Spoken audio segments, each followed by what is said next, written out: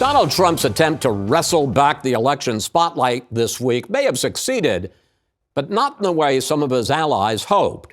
The former president, trying to appeal to religious and black voters, seemed to fall back to his default setting of divide and try to conquer.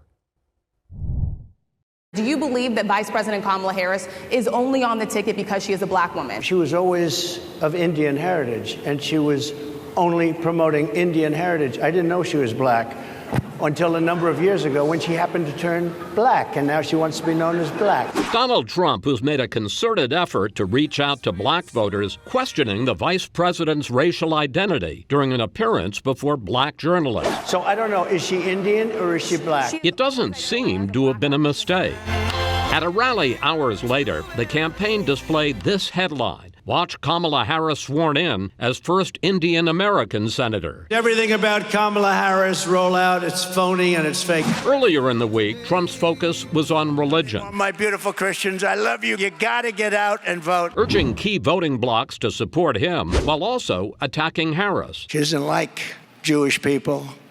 She doesn't like Israel. Harris's husband is Jewish, but that didn't stop Trump. How does a Jewish person vote for a Democrat? How does a Catholic person vote for a Democrat? Kristen, why is Trump questioning Kamala Harris's race? Is there a strategy here? I don't know if there's a strategy. We know that Donald Trump is very driven by his impulses. We know that his impulses often lead him to say things that make people want to pull their hair out and go, can you believe this guy was our president, might be our president again? And I'm so used to hearing these things and getting asked, like, will this affect the race? And I'm used to thinking, no, it probably won't. But in a race that is going to be as close as this one, maybe in a race where it feels like nothing matters, everything matters. I mean, there's a chance that what he's trying to do here is drive the message that she's phony. She's changed her positions on X, Y, and Z. She tries to be whoever she thinks she needs to be in the moment. But frankly, with his numbers growing the way they were among black men in particular, to go and be kind of openly weird and hostile about the race issue seems totally counterproductive to me. You know, whether he just slipped in this by impulse or intended to do it after raising the race issue at the reporters' conference, Trump posted an old video of Harris and actress Mindy Kaling cooking together. Okay, so what we're going to cook today is an Indian recipe. Yes. Because you are Indian. Yes. Okay, and I don't know that everybody knows that. Now, Trump claimed this proves Harris is a stone-cold phony. She uses everybody, including her racial identity. Kara, what's going on here? Well, you didn't play all of it. And in that clip, she also says, half of me understands this, which she was talking about being Indian and also black. And so he keeps Grandpa had a bad week. I don't know what else to say. I don't know why he does this. I don't know why he keeps focusing on race. If he wants to talk about her policy flip-flops, he should talk about her policy and not. That's where he would do better. I mean, you take this argument, she's phony, she's fake, she flips. She was Indian American, now she's black. But she wasn't. I understand, but to make that argument. No, I don't think it's a good argument. I think that it's a good argument if you want to argue about fracking or if you want to argue about immigration or anything else. But this makes no sense. I don't even understand it. As Kristen mentioned, Trump has been making a major push to win black voters, especially young black males.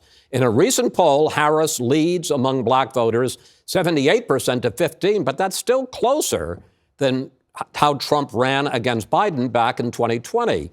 Lulu, does questioning Harris's race kill Trump's outreach to black voters? It is ridiculous. And not only is it ridiculous, but, he seems to not understand the concept of being biracial. And frankly, it is the largest growing group among young people in this country. America understands what it means to be biracial. The fact that Donald Trump doesn't seem to understand this makes him look incredibly out of touch, not only offensive and not only racially insensitive. Ryan? So I don't think this is necessarily a good thing. But what I will say is that for a lot of Americans, particularly a lot of black Americans, there is some sense of discomfort about the fact that when you look at high profile, high status, successful black Americans, many of them are themselves multiracial, first or second generation Americans, immigrants or kids of immigrants, or they're themselves intermarried.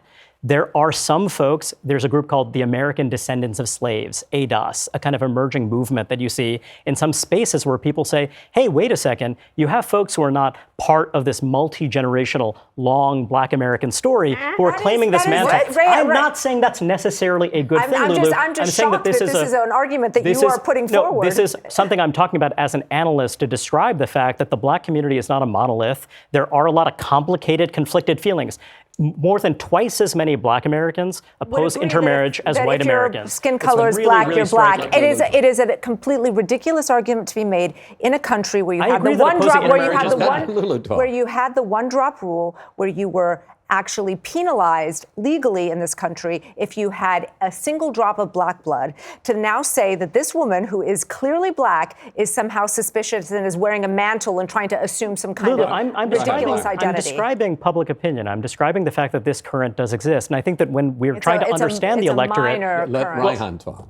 I think it's important to understand that this is one of those cleavages. I do not think that it was a good thing for Donald Trump to use this line of attack. I agree with Kara. Stick to policy. This is not what Donald Trump. This is not what Donald Trump was doing. You are trying to explain something. If you asked Donald Trump, if you asked Donald Trump, what were you up to, Mr. Trump? He's not going to be like, you know, that there's this current in the African American community that talks about the descendants of slavery. Do you think that is what he was up to? He was going there in order to do what he always does, which is to throw as much as he can against the wall and to see what sticks. I'm afraid part of what I'm trying to do is actually try to give some insight into the fact that public opinion is changing, it's divided, and there is a big conversation about this. I don't think that this is the best angle to pursue, but I do think that when you're talking about the Black community, he's not looking to win 90% of the Black vote. He's looking at what are interesting cleavages and divides within that population, and this is one of them. In addition to all that, there was the very explicit comments that Donald Trump made in his outreach to Christians and Jews. Kristen,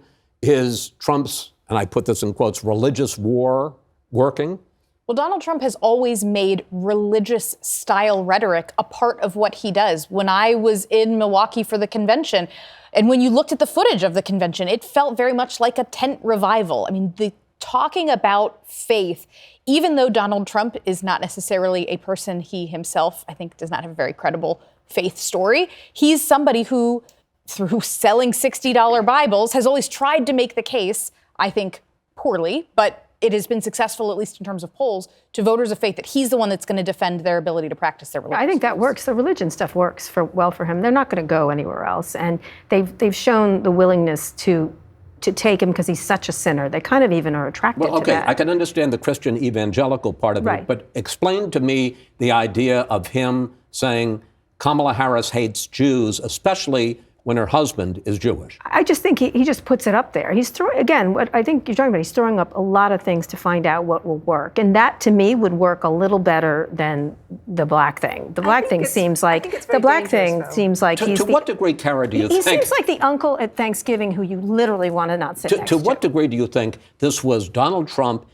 Kamala Harris has had the spotlight, has had all the attention for 2 weeks, and it was driving him out of his mind. That is 100%. If this guy doesn't get love, I mean, he needs hugs all day long, and so he didn't get them. Don't we all? Yes. No, not like him.